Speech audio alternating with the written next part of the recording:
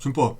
안녕하십니까, 작가님입니다. 오늘은 제가 우리 유튜버분들, 그러니까 인플루언서 정도 되는 유튜버분들이 방송을 할 때, 그러니까 본인 방송을 하면서 보통 이제 본인이 홍보하는 어떤 그런, 본인이 좀 밀어주고 싶은 어떤 그런 제품에 대한 광고를 약간 곁들여서 하는 경우가 굉장히 많잖아요. 이제 그런 경우에 어떤 식으로 이제 광고를 해야 되는지 이 행님이 좀 주의할 점에 대해서, 그러니까 제대로 법을 지켜가면서 인플루언서 분들, 유튜버 분들 광고하는 법에 대해서 형님이 한번 설명을 한번 해보겠습니다.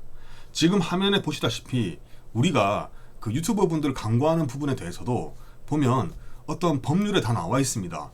요거 같은 경우에 법률은 아닌 심사 지침인데요. 막 그런 용어는 생략하고 하여튼 보시면 지금 나와 있는 여기 추천 보증 등에 관한 표시 광고 심사 지침이 있는데, 이 지침에 근거해가지고 이 지침이 어떤 그런 내용들을 지켜가면서 우리 유명 유튜버 분들이나 블로거 분들 이런 분들께서 광고를 하셔야 되는데요. 제가 이미 검색을 했으니까 자세한 내용에 대해서 제가 한번 찝어가면서 설명 한번 해보겠습니다. 잠깐 클릭할게요. 자, 여기 보시면 아시겠지만 나와있죠. 이 심사 지침은 표시 광고의 공정에 관한 법률 제3조, 그러니까 부당한 광고 행위 어떤 건지 이런 것들을 이제 규정하기 위해서, 뭐가 부당한 광고 행위인지 이제 광고하는 사람들한테 알려주기 위해서 이거 만들었다고 나와 있는 겁니다. 그래서 여기 보면 지금 이제 우리 이제 유튜버 분들에 해당되는 내용이 나와 있는 것 같은데요. 요 화면을 제가 조금 한번 줄여 보겠습니다. 조금 줄일게요. 여기 보면 나와있죠. 유명인이란 연예인, 문화예술인, 운동선수 등등 블로거 등과 같이 특정 분야의 어떤 걸 업적 등으로 인해서 일반 소비자들에게 널리 알려지거나 소비자의 영향력을 행사할 수 있는 자를 말한다 돼 있어서, 그러니까 우리가 흔히 알고 있는 유명 유튜버나 파워블로거 이런 사람들 다 해당되는 거고, 그런 분들이 어떤 광고를 하거나 어떤 마케팅을 할 때는 반드시 이 규정을 따라야 된다는 그런 얘기입니다.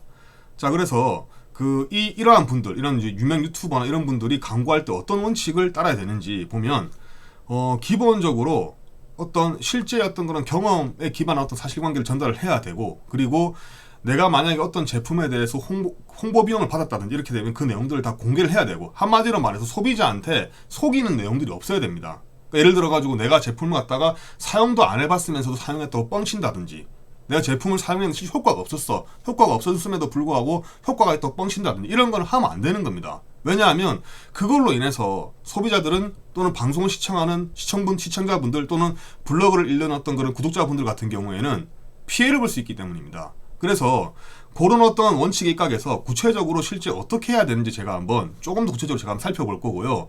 더 자세한 내용이 궁금한 우리 시청자분들께서는 요거 지침을 인터넷 검색에 찾아보신 다음에 꼼꼼하게 한번 읽어보시면 됩니다. 제가 지금 말하고 싶은 내용들을 한번 찾아보겠습니다.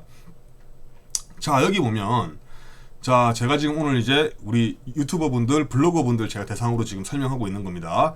유명인의 추천 보증이 되어 있는데요. 여기 보니까 뭐라 나와 있습니까? 자, 실제 추천 어떤 그런 보증 내용이 경험적 사실에 부합해야 된다는 것이 되어 있습니다. 그래서 예를 들어 이거 어떤 게 있느냐 보면, 예를 들어서 유명인의 추천 보증 등 여부와 관련한 부당한 광고 표시에 예가 있는데, 거기 보면 뭐라 나와 있습니까? 다이어트 식품 광고를 하면서 유명인이 동 제품을 복용하여 감량에 성공한 것처럼 광고했으나 실제로는 광고 모델 계약을 한 경우, 이거 뻥이잖아, 뻥. 이런 거 안 된다는 얘기입니다. 자, 그 다음에 뭡니까? 유명인의 상품 사용 여부와 관련된 부당한 표시 광고, 의료기기 광고에 출연한 연예인, 유명인이 자신이 직접 사용한 경험이 없음에도 불구하고 사용 경험 등을 언급하면 제품 효과 광고한다. 이건 말도 안 되는 거죠. 내가 사용한 적이 없는데 사용했다고 뻥치는 거, 이런 것들을 가대 광고라는 얘기입니다. 그 다음에 최근에 체중 감량에 성공하여 화제가 된 유명인이 다이어트 식품 광고에 출연하여 동 제품을 복용해서 몇 킬로 감량했다고 했는데, 실제로는 제품 복용만 한 게 아니라 막 운동도 열심히 하고 막 밥도 안 먹어버리고 이렇게 했어.